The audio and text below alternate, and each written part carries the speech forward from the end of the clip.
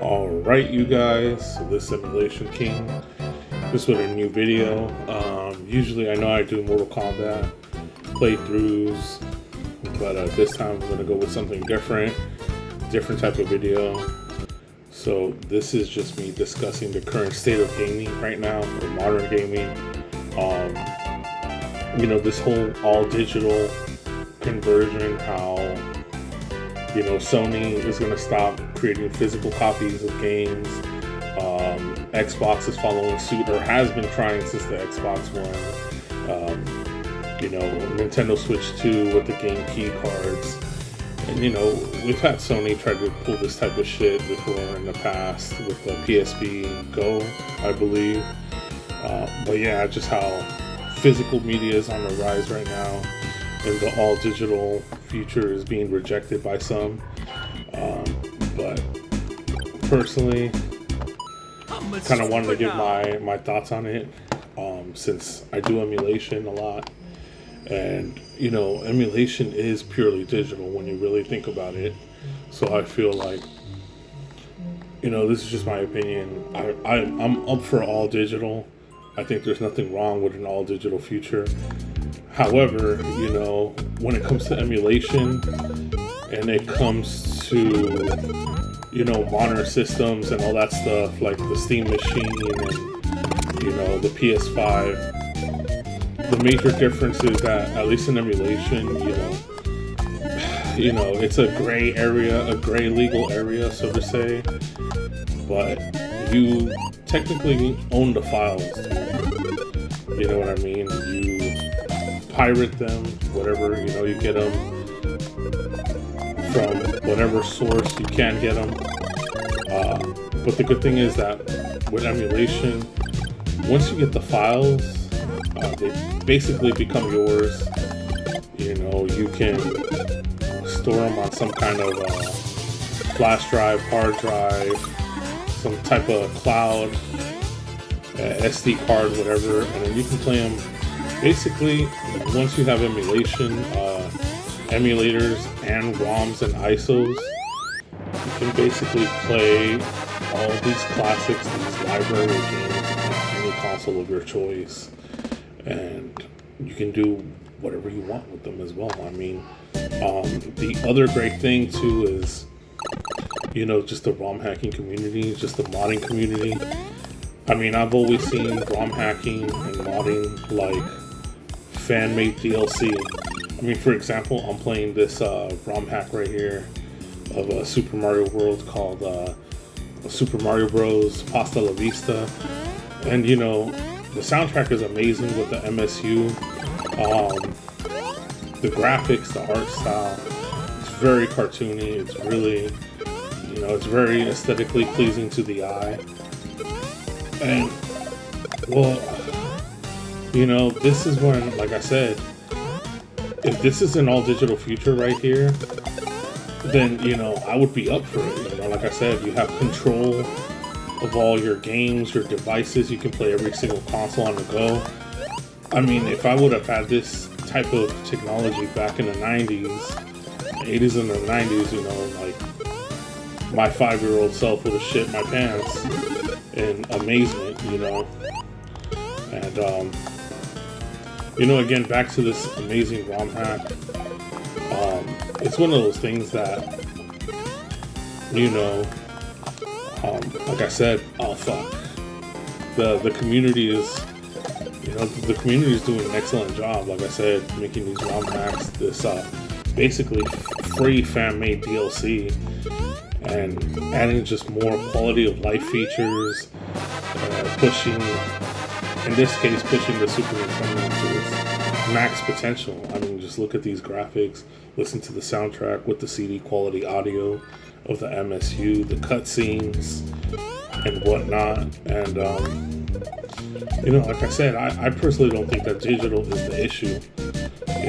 Physical media tends to degrade, tends to, at least for me speaking, I sold my personal collection in the 2010s. I've been emulating since about 2007. you know, and I've seen how emulation has evolved. I've seen how physical media started to degrade, you know.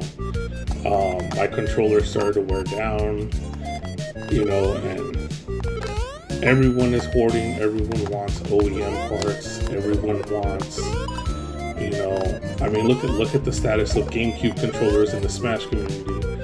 You know, OEM is the way to go. You know, nobody wants third-party dog shit.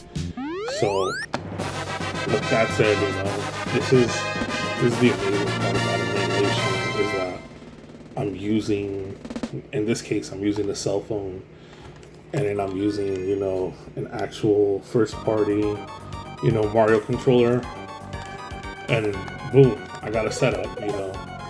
And again, it's just, like I said, the pricing of modern video games is just insane, dude. The Switch 2 is $500+. You know, games are, fuck, $70, $80, $90 in some cases. Special edition packages go up in the hundreds. It's fucking insane, dude. You know, I'm just gonna mention, even as an example, dude, my son he's young. My son is 3. But, you know, he's catching on. Obviously, his peers, he's already going to school. And, you know, and, you know, they all talk about video games and this and that, you know, Minecraft, Roblox. I don't want him playing that shit. I got him on the classics, give him a little emulation setup, you know, and, you know, a good example is I can't afford Super Mario Wonder, so I have him playing, you know, the new Super Mario Brother titles, you know, new Super Mario DS, new Super Mario Wii, new Super Mario 2, and, you know, he loves it, you know, he's enjoying it. Technically, even a cell phone emulation setup can do multiplayer. I'll play with him, he'll play with his friends, and it's just a cheaper alternative. So, you know, I may have gotten off track, but point is, I don't think there's anything wrong with digital. I personally love the convenience of digital. You know, physical media and resellers, it's just gotten out of hand, you know.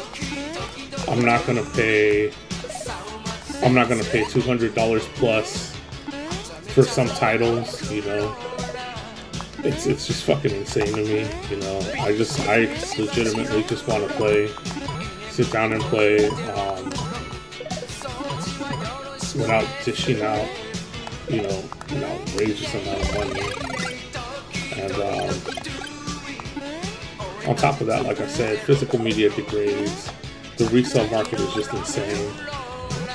And it's hilarious to me because even a few years ago, stuff like the Xbox 360, fucking titles were going for like $2, $3, you know. Yeah, you always had your rare titles, you had your, you know, but now even Xbox 360, PS3 titles are going up in price. And it's just insane to me. You know, it's, fuck. It's insane to me how just the market, the resale value has been basically, and so I feel like it's just a lose-lose at this point, you know. If you go digital, well, I mean digital the legitimate way, you know, with PS5, with Steam on the Steam machine, with Switch, Xbox. You know, you're just paying for a license. You're paying for a rental. You're paying full price for a rental. You know, you're paying like what, $40 for a 10-year-old game when you can get the physical maybe for like $5.99. You know, and well, you know, with that said, and like I said, physical, the resale value is insane. And then, especially if it's a rare title that you really enjoy, you gotta take care of it. You know, I've seen the price of some of these games, some of these rare titles, GameCube titles, that you're just like, fuck, man. Like, I don't even want to play the game anymore. Like, like I said, if I dish like $200, $150 just for some of these titles, you know, you treat it like, you know what I'm saying? You treat it like a little conversation piece. You just put it in the bookshelf and it would sit there. And you know, that's not what I want to do. I personally want a game. Again, with emulation, you can put it on any device, any setup, as long as you know how to. You know, use RetroArch, use whatever emulator, whatever interface of your choice. You can use any controller setup that you want. You know, I have a portable Switch-like setup. I have an at-home setup. I'm actually using a wired controller from Nintendo. You know, and it's satisfying, even for my son. It's satisfying. He's happy with this whole setup. You know, he has a library of titles. And so yeah, that's basically my thoughts overall is, you know, coming from an emulation perspective, there's nothing wrong in my eyes with digital. I think digital is amazing. Again, oh fuck. What the fuck? But yeah, because of emulation and, you know, ROMs, we've even gotten prototypes that we would have never found out about. Yeah, there is some truth with emulation, you know. It's great preservation. You know, it's like I said, it's preserving history. I got to play titles from my childhood that I would have never tried out, you know, and you know what? Let's just be real here. You know, I'm supposed to condone piracy, but you know what? These companies are just getting out of hand. They're getting too fucking greedy, dude. And sometimes you just gotta backlash, dude. You know, you gotta fight back, dude. You know, there has to be backlash for there to be change. They have to, you know, companies have to understand that, you know, as a consumer, you vote with your wallet, you know. If you're not happy with this shit, just let's be real. Let's just pirate the shit out of it, you know. That'll teach them a lesson. You know, it's just, like I said, it's just the landscape of gaming it's riding this nostalgia wave right now, and it's something else, you know. I mean, a good example with me is like Switch titles. Like, come on, dude, we're remastering Switch 1 games that came out in 2016, 10 years ago, you know, 8 years ago. We're remastering or re-releasing titles. Like, I literally went to Target and I was looking at, you know, the fucking insanity. Full price for Super Mario Galaxy 1 and 2, for, you know, let's say the Mario All-Stars collection, 3D All-Stars with Mario 64, with Sunshine, with not Galaxy, but it was Mario 64 Sunshine, and yeah, Galaxy, and it's like, what the fuck, dude? Like, you know what I'm saying? These are old-ass games, dude. Nintendo isn't really doing anything but just, you know, remastering shit, dude. I mean, I'm sorry to say it, dude. I mean, you had Link's Awakening, you had, Mario RPG. I get it, they're full-blown remasters. But, you know, like the remaster of Resident Evil 2, Resident Evil 4, it's just like, come on, dude, you know. That's the one thing, again, going back to the ROM hacking community, you know, sometimes companies have these IPs dormant too, that they're not even listening to their fans. They don't want to remaster shit. And the community does that for you, you know. The community will do texture packages, texture packs ROM hacks, MSU, CD audio quality hacks. There's just anything that you name it, you know. The community does it. There's a lot of utilities for it. And I don't know. I just tend to find that more enjoyable, more satisfying. I'm happy with just my digital setup, having everything on the go. And, call it piracy, call it whatever you want to call it. But, hey, it's satisfying. It gets the job done. It's just, that's just my opinion, I guess, on digital. And, I know it's a different type of video, a little rant, so to say, but, I hope you guys enjoyed.